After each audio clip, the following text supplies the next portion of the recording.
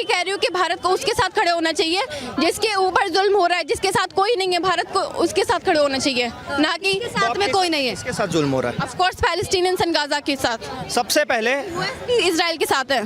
सुनने की हिम्मत रखते हो ना मैम? फैक्ट पे बात करेंगे, ठीक है?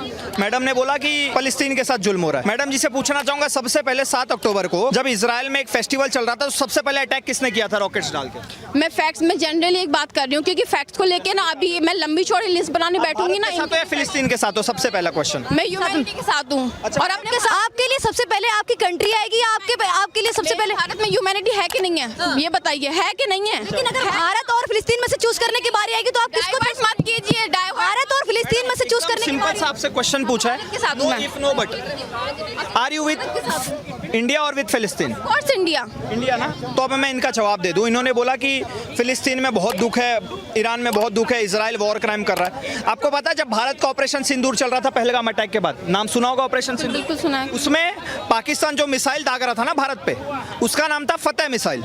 और फतेह मिसाइल आती कहां से? उसका मैन्युफैक्चरर है ईरान।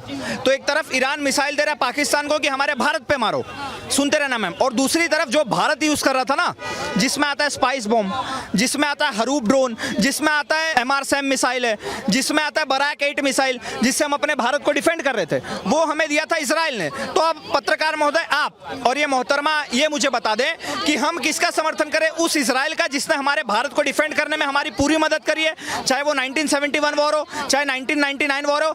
इजराइल एकमात्र ऐसा देश है जो खुल के बोलता है कि जो POK है वो भारत का हिस्सा है। तो जो इजराइल हमारा समर्थन कर रहा है हम उसका समर्थन करें, या फिर जो ईरान पाकिस्तान को मिसाइल दे रहा है कि लोग भारत पे मारो, हम उसका समर्थन करें?